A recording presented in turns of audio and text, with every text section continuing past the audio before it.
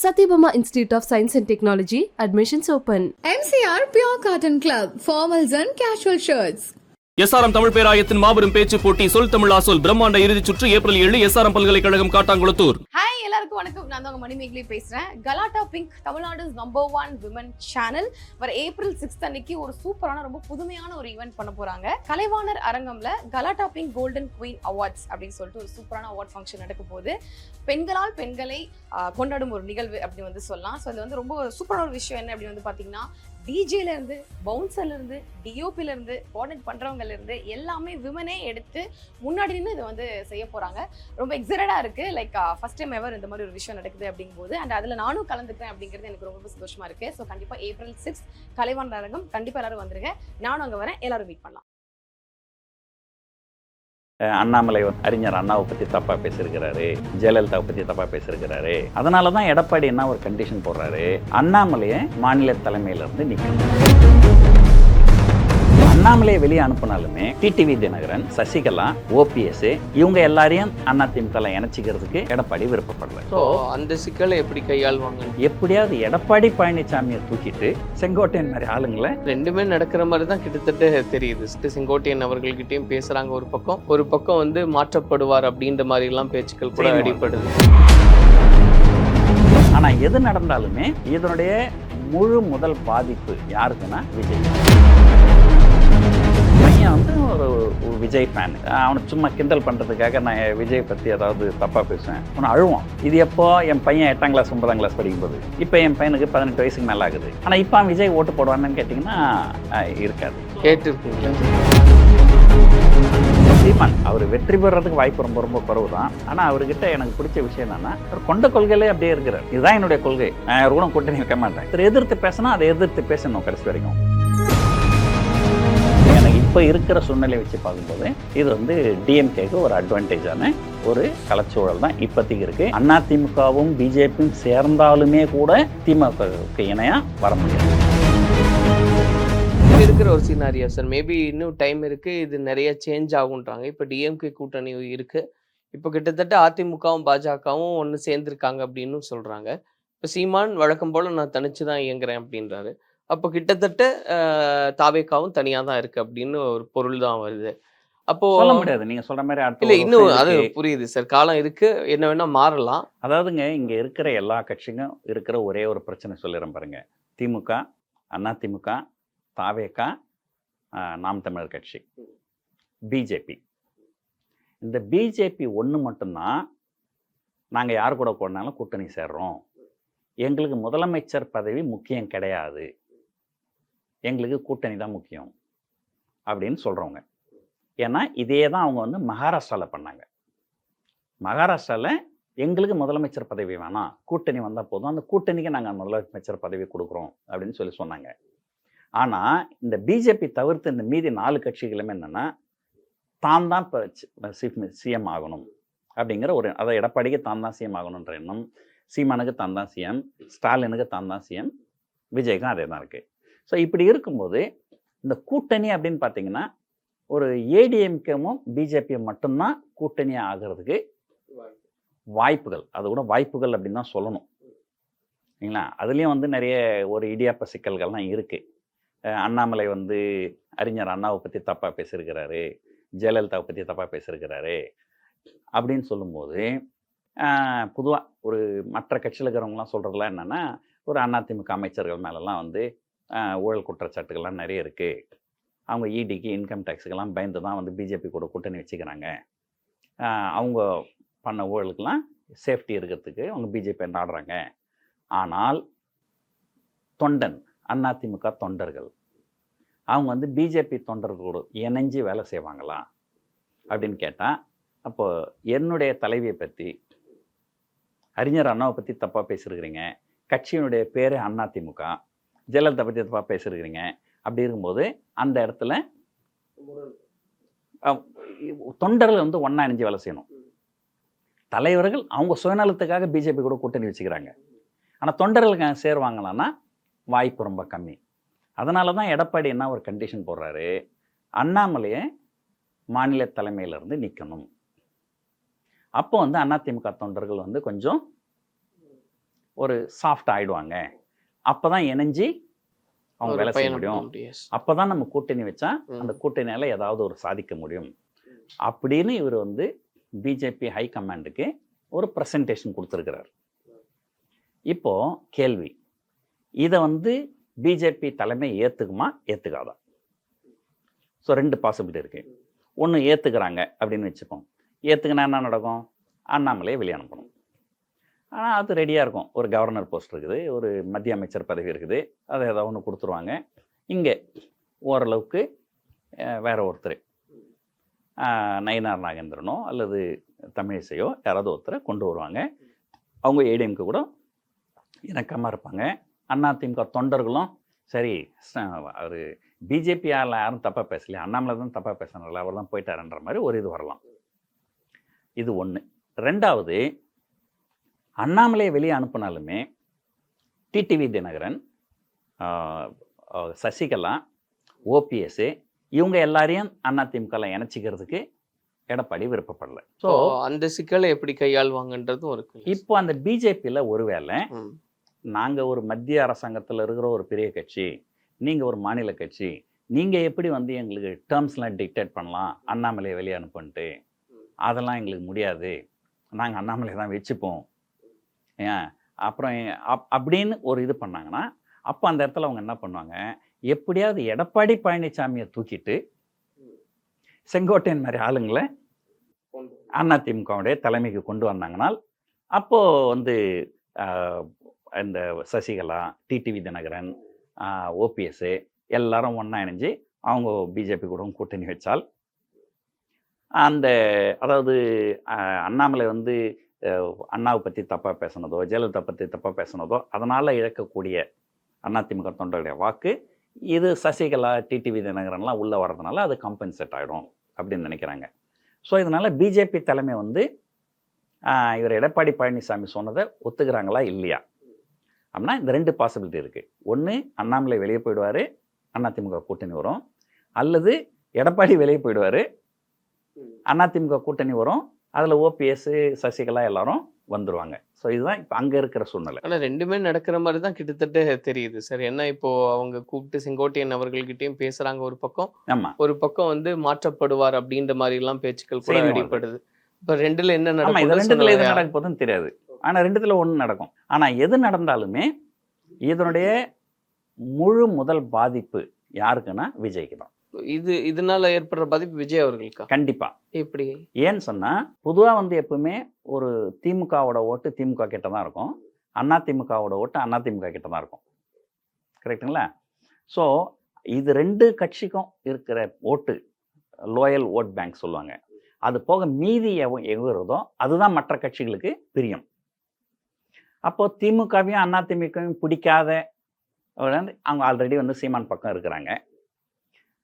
பிஜேபியும் அதிமுக கொஞ்சம் கூட்டணி சேர்ந்தாங்கன்னா ஒரு பிஜேபிக்கு இருக்கிற தனிப்பட்ட ஓட்டுகள், ஸோ அவங்க கூட நிறைய கூட்டணிலாம் இருக்கிறாங்க. இந்த பாமக அந்த மாதிரி சின்ன சின்ன கட்சிகள்லாம் அதெல்லாமல் சேர்ந்து அதிமுக பக்கம் தான் வரும் இல்லைங்களா?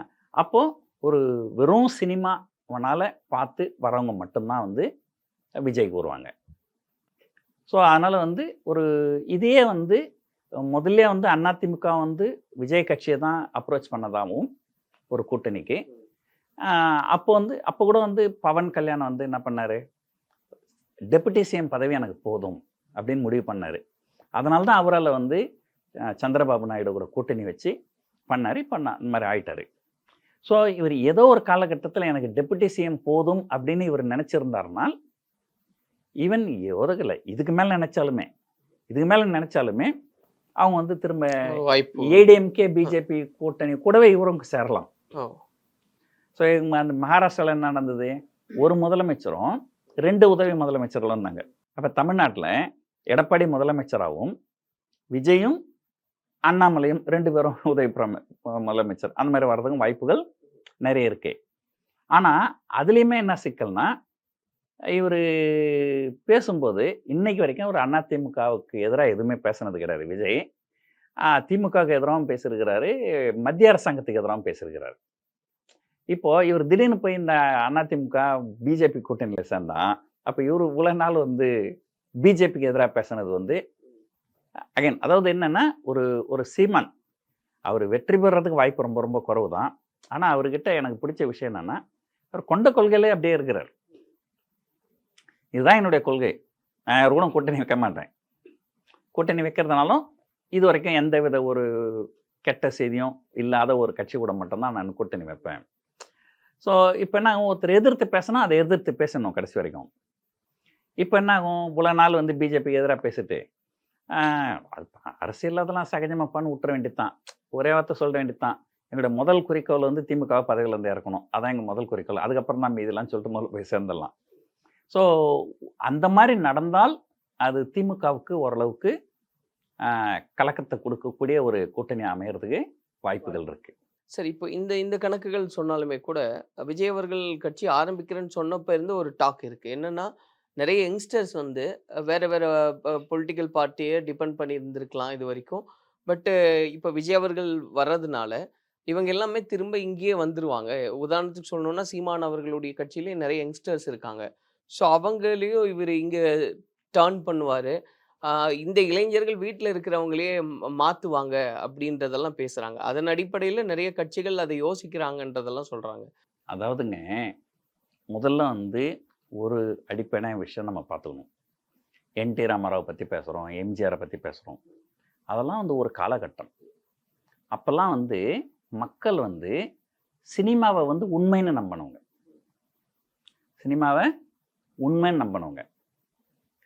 எனக்கு நல்ல ஞாபகம் இருக்குது, நான் சின்ன பையனாக இருக்கும்போது எங்கள் வீட்டிலேருந்து ஒரு கிலோமீட்டர் தள்ளி ஒரு சினிமா தேட்டர் இருக்குது.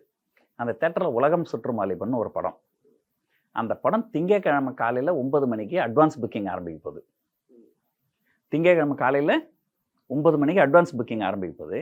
அதுக்கு சனிக்கிழமை ராத்திரிலேருந்து கியூ நிற்குது. அந்த கியூ எங்கள் வீடு வரைக்கும் இருக்குது, 1 கிலோமீட்டர் தூரத்துக்கு. 2 நாள் கியூவில் நின்று டிக்கெட் வாங்கியிருக்கிறாங்க. அதில் வந்து ஒருத்தர் டிக்கெட் வாங்கினதுக்கப்புறம் சொல்கிறாரு, கையில் மோதிரம் போட்டுன்னு இருக்கிறாரு. நேராக அந்த மோதிரத்தை போய் அடகு கடையில் வச்சு அந்த காசை வாங்கி அப்படியே ஒரு டிக்கெட்டு, அதை ஒரு டிக்கெட் அவ்வளோ விலை, பிளாக்ல. அந்த காலத்துலாம் பிளாக் டிக்கெட் சொல்லுவாங்க இல்லைங்களா, அந்த மாதிரிலாம். இப்போல்லாம் அதெல்லாம் கிடையாது. அப்போல்லாம் நிறைய இப்போ தான் ஒயிட்லேயே பிளாக்ல வாங்கிடுறாங்களே, ரசிகர் மன்ற ஷோன்னு சொல்லிட்டு 2000 ரூபாய் வாங்கிடுறாங்க டிக்கெட்டு. ஸோ அது அந்த காலத்தில் வந்து ஒரு சினிமாவை எப்படி பார்த்தாங்கன்னா அது ஒரு ரியல் லைஃப் மாதிரி பார்த்தாங்க. என் காதால் நான் கேட்டிருக்கிறேன், ஒரு கணவனுக்கு மனைவிக்கு, நான் சொல்கிறது ஓரளவுக்கு கொஞ்சம் ஒரு லோ கிளாஸ்ன்னு சொல்லலாம்னு வச்சுங்களேன். கணவனுக்கு மனைவிக்கு சண்டை வந்தால், நீ என்னடா என்னை காப்பாற்றுறது, என்னை தலைவர் காப்பாற்றுவார், என்னை எம்ஜிஆர் காப்பாற்றுவாருன்னு சொல்லுவாங்க பெண்கள். அதெல்லாம் ப்ராக்டிக்கலாக பாசிபிள் கிடையாது. ஆனால் அந்த ஒரு இமேஜ் வந்து அவங்களுக்கு இருந்தது. அப்புறம் இன்னொருத்தர் சொல்லியிருந்தார், ஒரு திரையில் வந்து எம்ஜிஆருக்கும் நம்பியார் சண்டை போட்டுக்கிறாங்க. அவர் நம்பியார் அதை இவர் அடிக்கும்போது இவர் கையில் இருக்கிற ஆயுதங்கள் வந்து இதுவாயிடுது, நிராயணத்து பண்ணியாக நிற்கிறாரு. உடனே அங்கே இந்த டென்ட்டு கொட்டான்னு சொல்லுவாங்க, அங்கே ஒரு மண் தர தான் இருக்கும், அதில் ஏதோ ஒரு கட்டை இருந்தது, அதை தூக்கி அடிச்சிடுவாங்க. சார் பிடிச்சிங்க, தலைவர் இதை பிடிச்சிக்க நம்பியார் அடிக்கிறதுக்குன்ட்டு. அது அங்கே போய் ஸ்க்ரீனில் கிழிஞ்சு போச்சு. ஸோ அந்த அளவுக்கு வந்து ஒரு காலத்தில் வந்து ஒரு திரையில் நடிக்கிறாங்கன்னா அவங்கள உண்மையிலேயே அவங்கள ஹீரோவாக பார்த்தாங்க. அதுக்கு இன்னொரு காரணம் வந்து அப்போ வந்து கல்வி அறிவு அதிகம் இல்லை. அதனால் எம்ஜிஆரை வந்து தலைவராக பார்த்தவங்கள தப்புன்னு சொல்ல வரல, ஆனால் அன்னைக்கு இருந்த மக்களுக்கு இருந்த கல்வி அறிவு குறைவு. அந்த காலத்தில் நாங்கள் வந்து மெட்ராஸ் பாஷைன்னு ஒன்று பேசுவோம், இப்போல்லாம் அதெல்லாம் இல்லவே இல்லை. ஸோ எதுக்காக சொல்ல வரேன்னா, இப்போ காலம் மாறி போச்சு. இப்போ பார்க்குறவங்க ஒரு திரையில் வந்து நிறைய விஷயங்கள், என்ன இந்த இடத்துல வந்து லைட்டிங் கம்மியாக இருக்குது, ஒரு டெக்னிக்கலாக பேசுகிறாங்க. ஸோ சினிமாவாக பார்க்குறாங்க இப்போ, கரெக்டுங்களா? அப்படி இருக்கும்போது இந்த காலகட்டத்தில் வந்து விஜய் எல்லாருக்குமே பிடிச்சிருக்குது, ஒரு சினிமா நடிகர்னால் எல்லாருக்குமே பிடிக்கும், அது வந்து ஜென்ரல் விஷயம். ஆனால் அவருக்காக உயிரே கொடுப்போம் அப்படி, அதை எம்ஜிஆருக்காக உயிரே கொடுக்கறதுக்கு மக்கள் இருந்தாங்க. அந்த மாதிரி உயிரே கொடுக்கக்கூடிய அளவுக்கு வந்து மக்கள்லாம் இருக்கிறாங்க, போகிறாங்க, வராங்க, அதுவும் குறிப்பாக இளைஞர்கள். ஸோ இதெல்லாம் வந்து ஒரு ஹைப், ஒரு நேரேட்டிவ். ஸோ அதெல்லாம் எனக்கு தெரிஞ்சு மக்கள் அப்படி இருக்கிறாங்களா, சினிமாவுக்கு அந்த அளவுக்கு முக்கியத்துவம் கொடுக்குறாங்களா அப்படின்னு கேட்டிங்கன்னா, என்னுடைய பையன் வந்து ஒரு விஜய் ஃபேனு. அவனுக்கு சும்மா கிண்டல் பண்ணுறதுக்காக நான் விஜய் பற்றி ஏதாவது தப்பாக பேசுவேன், அவனை அழுவான், கண்ணீர் விட்டு அழுவான். இது எப்போ என் பையன் 8ஆம் கிளாஸ் 9ஆம் கிளாஸ் படிக்கும்போது இல்லைங்களா. இப்போ என் பையனுக்கு 18 வயசுக்கு மேலே ஆகுது. ஆனால் இப்போ விஜய் ஓட்டு போடுவான்னு கேட்டிங்கன்னா இருக்காது. கேட்டிருக்கீங்களா சார்? நான் கேட்டது கிடையாது. பட் அந்த இப்போ அந்த மாதிரி அழறதில்ல. இப்போ நான் விஜய் பற்றி தப்பாக பேச அழறதில்ல. ரைட். ஸோ ஒரு மெச்சூரிட்டி சரிங்களா. அதனால் வந்து இது எல்லாமே வந்து இப்படி இருக்கும், அப்படி இருக்கும், இப்படி இருக்கும் அப்படின்னு சொல்லி ஒரு அசம்ஷனில் தான் போகிறாங்களே தவிர அரசியல் வந்து எனக்கு தெரிஞ்சு அவ்வளோ சுலபமான விஷயம் கிடையாது. சார் இப்போ இதெல்லாம் நம்ம பேசும்போது நீங்கள் சொல்கிறீங்க அதிமுக இருக்குது, திமுக இருக்குது, தொடர்ச்சியாக இவங்களுக்கு ஒரு மாற்று அப்படின்னா சீமான் அவர்கள் இருக்காங்க, இது எல்லாமே இருக்குது. அப்படிங்கும்போது அப்போ விஜய் அவர்களுக்கு அப்படின்னு எந்த ஒரு ஸ்கோப்புமே இல்லை அப்படின்னு சொல்கிறீங்களா சார்? அதாவது தாக்கம் இருக்குமானா கண்டிப்பாக தாக்கம் இருக்கும். ஆனால் ஒரு அரசியல் மாற்றத்தை கொண்டு வர அளவுக்கு தாக்கம் இருக்குமா அப்படின்னு கேட்டிங்கன்னா இருக்காது. ஒரு உதாரணத்துக்கு ஒரு 10 வருஷத்துக்கு முன்னாடி இருந்ததுக்கும் இப்போ இருக்கிறதுக்கும் சீமானுக்கு தாக்கம் இருக்குதான்னு கேட்டிங்கன்னா கண்டிப்பாக இருக்குது. ஆனால் ஒரு அரசியல் மாற்றத்தை கொண்டு வர அளவுக்கு அவருக்கு தாக்கம் இருக்குமான்னு கேட்டிங்கன்னா அது கண்டிப்பாக இல்லை. ஸோ அதுதான் பாயிண்ட்டு. இப்போது நான் இவர் வந்து இவருக்கு டெபுட்டி சிஎம் ஓகேவா அப்படின்னா ஓகே, கண்டிப்பாக தாக்கம் இருக்கும். இவர் போய் வேறு ஏதோ ஒரு கட்சி கூட கூட்டணி சேர்ந்தால் இவர் டெபுட்டி சிஎம் ஆகிறதுக்கு வாய்ப்புகள் நிறைய இருக்குது. ஆனால் இவர் வந்து நான் சிஎம் கேண்டிடேட் நான் தான் அப்படின்னும் போது அந்த அளவுக்கு தாக்கம் இருக்குமான்னு கேட்டிங்கன்னா அது கண்டிப்பாக இருக்காதுன்றது தான் என்னுடைய கருத்து. பட் ஒரு ஸ்டபானா ட்ராவல் பண்ணுறாரு அப்படின்னா எதிர்வரக்கூடிய காலத்தில் ஒரு மாற்றத்தை கொண்டு வர முடியும். எதிர்காலத்தில் என்ன நடக்கும்ன்றது நம்ம இப்போ சொல்ல முடியாது. இப்போதைக்கு நம்ம அடுத்த வருஷம் எலெக்ஷன் 2026 எலெக்ஷன் பற்றி மட்டும்தான் பேச முடியும். இந்த 2026 எலெக்ஷன் எனக்கு இப்போ இருக்கிற சூழ்நிலை வச்சு பார்க்கும்போது இது வந்து டிஎம்கேக்கு ஒரு அட்வான்டேஜான ஒரு களச்சூழல் தான் இப்போதைக்கு இருக்குது. அதிமுகவும் பிஜேபியும் சேர்ந்தாலுமே கூட அது வந்து திமுகவுக்கு இணையாக வர முடியாது. பொறுத்திருந்து பார்ப்போம் சார் என்னெல்லாம் மாற்றங்கள் நடக்குது அப்படின்னு. நன்றி. Satyabama Institute of Science and Technology, admissions open. MCR Pure Cotton Club, formals and casual shirts. SRM Tamil பேராயத்தின் மாபெரும் பேச்சு போட்டி சொல் தமிழ் ஆசோல் பிரம்மாண்ட இறுதிச் சுற்று ஏப்ரல் 7 எஸ்ஆர்எம் பல்கலைக்கழகம் காட்டாங்குளத்தூர். ஹாய் எல்லாருக்கும் வணக்கம். நான் தான் உங்க மணிமேகலை பேசுறேன். கலாட்டா பிங்க் தமிழ்நாடு #1 விமன் சேனல் வர ஏப்ரல் 6 அன்னைக்கு ஒரு சூப்பரான ரொம்ப புதுமையான ஒரு ஈவெண்ட் பண்ண போறாங்க. கலைவாணர் அரங்கம்ல கலாட்டா பிங்க் கோல்டன் குயின் அவார்ட்ஸ் அப்படின்னு சொல்லிட்டு ஒரு சூப்பரான அவார்ட் ஃபங்க்ஷன் நடக்க போகுது. பெண்களால் பெண்களை கொண்டாடும் ஒரு நிகழ்வு அப்படி வந்து சொல்லலாம். ஸோ அது வந்து ரொம்ப சூப்பரான ஒரு விஷயம் என்ன அப்படின்னு வந்து பார்த்தீங்கன்னா டிஜேல இருந்து பவுன்சர்ல இருந்து டிஓபில இருந்து கோஆர்டினேட் பண்றவங்கல இருந்து எல்லாமே விமனே எடுத்து முன்னாடி நின்று இதை வந்து செய்ய போறாங்க. ரொம்ப எக்ஸைட்டடா இருக்கு. லைக் ஃபர்ஸ்ட் டைம் எவர் இந்த மாதிரி ஒரு விஷயம் நடக்குது அப்படிங்கும்போது அண்ட் அதுல நானும் கலந்துக்கிறேன் அப்படிங்கிறது எனக்கு ரொம்ப சந்தோஷமா இருக்கு. ஸோ கண்டிப்பா ஏப்ரல் 6 கலைவாணர் அரங்கம் கண்டிப்பா எல்லாரும் வந்துருங்க. நானும் அங்க வரேன். எல்லாரும் மீட் பண்ணலாம்.